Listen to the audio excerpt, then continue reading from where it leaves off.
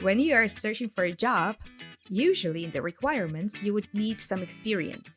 But yeah, how you get that experience is if that's your first job, right? So that's something I faced. That's why I was looking for some entry-level position, such words like secretary or receptionist. Back in the day, I didn't have my personal laptop, so I went to one of those internet cafes to use their computer. I prepared the CV for myself. It wasn't very long because, again, I just was fresh out of college. So I included my education, my soft skills, pretty much that. I did want to interrupt just because there was some nice vocabulary that you said. You said like an entry-level position.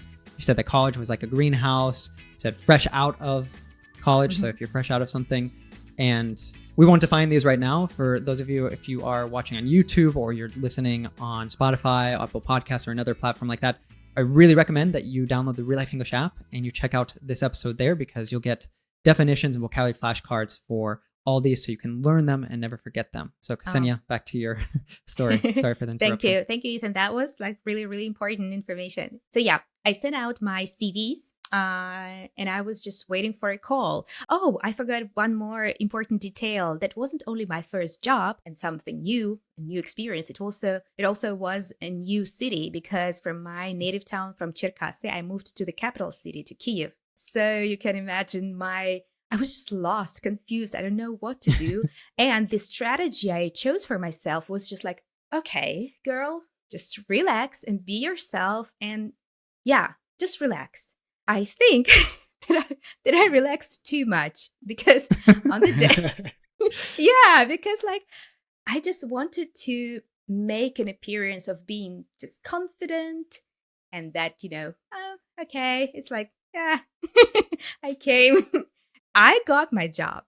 I think English secured this position for me because I was really like, at that time, I think I was C1, passed all the exams, was like a really on high level, like remembered everything I needed with lots and lots of hours of practice in English. So I also had like 2 rounds of interviews, one in Ukrainian and other in English. But what I was telling you about like being too relaxed, I think I was like, there's this also beautiful expression in English, like I was wearing my heart on my sleeve, like I was too open.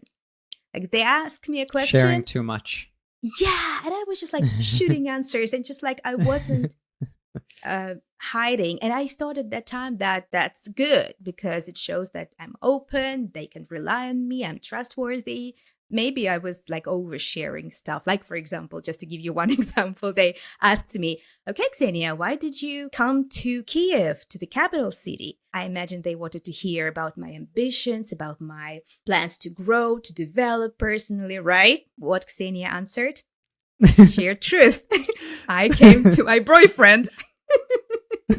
And at that time, I was dating a boy who was 1 year younger, and he was still in his final year at the college. And he was studying in Kyiv, and I thought, okay, I'll move to Kyiv, and we'll, live there together. He'll finish his college, and we'll continue our life there in Kyiv. That's what I told him in my first interview. Can you imagine? It worked, right? Maybe they could see that you were trustworthy. Because maybe if you'd made something up, a lot of times someone who's hiring has experience interviewing. And so usually they can see through if someone is BSing them. In other words, if you're trying to exaggerate or you're telling a lie, you're making something up. So maybe you don't want to be so open to the point where it's like oversharing or too much information, but you also don't want to be trying to BS them or doing something that they're going to see isn't authentic. Or that they might find out later wasn't true, right? That's true. But there was one point, and I think I could give advice to our listeners who are right now searching for a job. It's like, be careful, don't repeat my mistakes.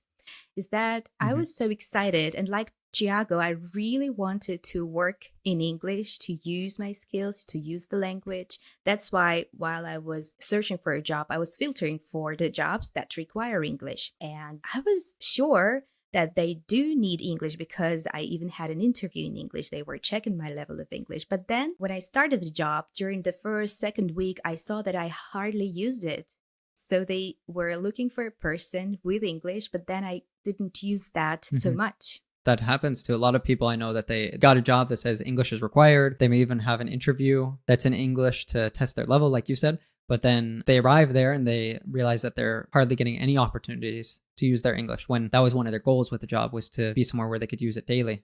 So I don't know if you learned any lessons there that would help you to better know that in a future job, I should make sure to ask about this, or I should be sure to know this, so that I know that actually when I get there on day one, I'm already going to be speaking in English. Yeah, definitely. I learned a lot because, like I mentioned, that was the first job. So actually, everything I learned was new for me. I think I learned a lot from the experience of, first, what you want from job. You want to earn money, of course, but then you need to learn from it. So every situation, you always have to search for lesson you want to take from that experience. So once I lost some very important document, and that was a legal firm I was working for. And oh my God, after that, I was really taking care of my organization, of my desk, and all the folders, how to organize stuff. I think I learned it at that job after that accident. And that's exactly the thing too, for anyone who is still very early in their career. You're going to make mistakes, you're going to screw up, and that's how you learn things, right? Hopefully you don't make the same mistake twice. I think that's a good goal, is don't make the same mistake twice. Exactly. Other thing that I would just say here, if your goal is to find a job where you're actually speaking English on a regular basis, it can be good to look for things like, is this an international company? So are they actually operating in multiple countries, or is their headquarters maybe in my home country and they're serving my home country, and once in a while there's an international client or something like that? And in particular, if it's an international company where there's people from other countries are working there, because it means maybe even the environment will be in English. So not only will you be speaking to clients in English or producing materials in English, but also with your coworkers. That can be really great. I got to point out the way you pronounced the word secretary, and you were so British. You said secretary. I thought, woo, so polished. Secretary. The American way would be, Ethan, how would you pronounce it? Now I'm going to be self-doubting here, but secretary. Secretary. Secretary sounds like it's a type of tree, right? Yeah, but maybe that's also, this word is not so much commonly used right now. You would say maybe an assistant or receptionist, no? Yeah, assistant sounds good, but I'm not sure if it's worse secretary or receptionist. Maybe go with assistant. I like that one. Okay. So we've talked about your guys' experience. We've talked about maybe debunking a little bit that many learners believe you have to have an advanced level in English to get a job, when for Thiago, it wasn't the case for you. And I know many other people who work in English. And here at RealLife English, we've hired people who have like that B1 level, like you're saying, and they've improved on the job because of other things that they did have that we considered more important than just having simply an advanced level of English. So you could focus really on having that advanced level of English, but if you're ignoring other things that are very crucial, very essential, then you're still going to have a lot of trouble getting a job. So Thiago, I think you had some opinions about this, right? Of skills that were necessary for you in getting your jobs that you've had previously, besides just your English. Yeah, I want to point out the importance of soft skills. What are soft skills? There you go. So I can actually define soft skills coming from 3 different perspectives. Yeah. But first, let's define hard skills to differentiate. So what is a hard skill? It's the skill that you need to perform a job. So for example, if you want to work as a chef, you need to know how to cook. Knowing how to cook is your hard skill. If you want to work as a web developer or programmer, knowing how to code on the computer is a hard skill. But soft skills are much more important, at least nowadays, I think, because I think hard skills, most of them now, you can get them more easily than in the past. I'm not talking about being a surgeon here, but especially when it comes to knowledge work, and if you want to go into marketing, maybe even technology, these industries, right? It's really easy for you to acquire hard skills nowadays through online courses, programs. You can even get a college degree online nowadays, which is more affordable. But soft skills are skills that go beyond that. So one area of soft skill that you should develop is your communication. How effectively can you communicate? Can you communicate clearly? Are you able to organize ideas, craft them, and present them in a logical sequence of events or order that makes sense for the other people to understand what you're saying? So this is one aspect of soft skills, good communication skills. Yeah, which goes beyond just communicating in English, right? If you don't have good communication skills in your native tongue, how can you expect to have them in English? Exactly. Yeah. And that's something also you can learn, but that's not that easy and not that fast to learn that, right? Yeah. Oh, something else that I forgot to say is that soft skills can usually be transferred from job to job. So regardless of which industries you have worked on, you can always transfer the soft skills you learn in one job to the next, from one industry to the next. I believe a big part of that too might be your body language, especially if you're going into a physical job interview. How are you sitting there? Are you crossing yourself in different ways? Are you closing yourself up? Or do you have more of an open body language, kind of like having your chest out more, your shoulders back, sitting up straight is like very important, and not fidgeting. Fidgeting is a nice word that means you're doing different nervous little motions. So you're picking at your nails, or you're touching your face in different ways, doing different things that show that you're nervous or that you're not confident in yourself. So that can be something even to practice answering some interview questions in front of the mirror so you can see what you look like as you're answering this. That's how I'm going to correct my posture here.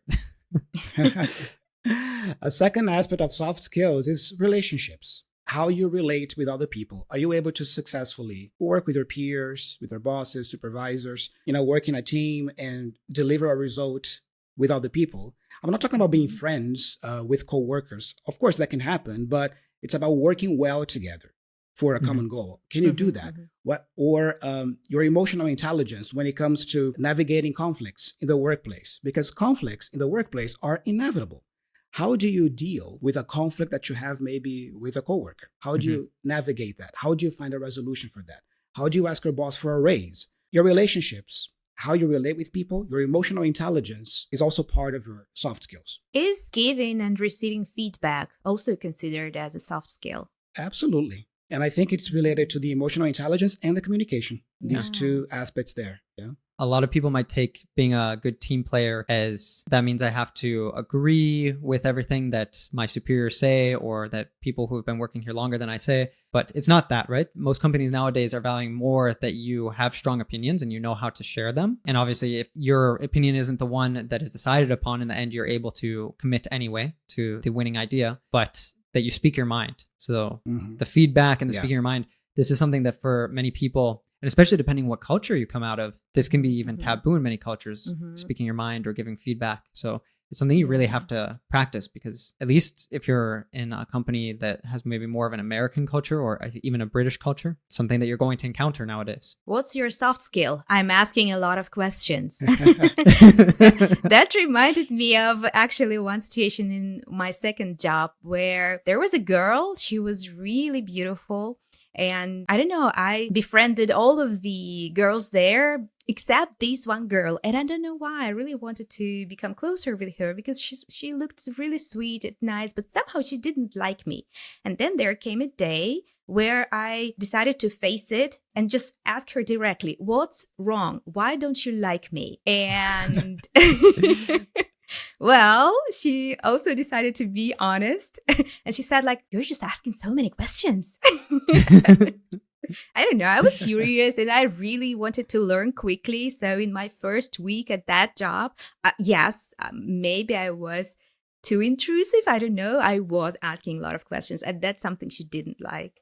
So there's also an art to it, right? Most How definitely. to do that. Yeah. Just coming back very quickly to your point, Ethan, about speaking your mind in the workplace. This is actually one of the things that I love about working with you guys, working at Real Life English, because guys, our team, we really encourage each other to do this. We encourage each other to develop trust in each other first and engage in productive conflict. So we are encouraged to disagree with each other when it's necessary and speak our minds, right? For the better goal, for the greater good. Very good phrase you use, to speak your mind. Can you define that? Basically means to say what you're thinking, to share your opinion. Maybe a final tip that I would share just for people who are wanting to get a job is do your due diligence, which means that you're doing your research, you're getting to know the company. So a lot of people will take a cookie cutter approach, which means that they'll send out the same CV and cover letter and application to every single company they're applying to, which maybe you'll get a job that way, but it's unlikely you're going to get a job that you're going to love or you're going to feel like you fit in there. So I think that it's really important to personalize the entire process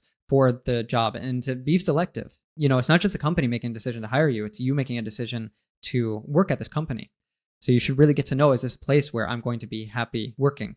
So it's good to research things about what kind of things are they working on. Is this company actually like international? Am I going to be using my English there daily? What kind of culture do they have? What are their values? Do they say on their website, what are their values? Are those similar to the things that I value? Because if this company values things very differently than what you personally value, then there's probably going to be a lot of friction with you working in that place. That is true. What is a cookie cutter approach, by the way? Cookie cutter is those forms that you cut out cookie dough with to bake them. And if you're taking a cookie cutter approach, it means exactly this, that you're using the same form, the same strategy for every single thing. So if we're talking about jobs, it's exactly that you're using the same approach with every single company. And if you're going in for an interview, for example, if you've done your due diligence, if you've gotten to, which I'm still butchering saying that, due diligence, then, you're going to be researching. You'll go into the interview and, they'll ask you different questions about why you want to work there. And you'll have competent answers because you have researched about it. You know what they're working on. You know the things that they value.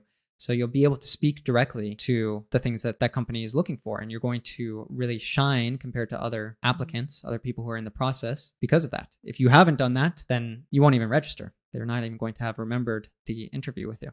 And I love what you said, Ethan, about you as the candidate, the person looking for the job. You are also evaluating the company. It's not just the company that is evaluating you, but do I see myself working at this place with these people, doing this kind of work? So yeah, I love that. Just to wrap up my point about soft skills, a third aspect is mindset. That also composes your soft skills. So what is your outlook on the world, on things? Are you resilient? So how you view things, whether you have more of a growth mindset or fixed mindset, that can also be thrown in there as part of your soft skills package, I would say. Hey, thanks for learning with us. Did you enjoy this clip? Awesome. Know that the full lesson is available exclusively on the RealLife English app. So if you want to have the full experience, make sure you download and listen to the lesson over there. Download the RealLife English app and I'll see you there.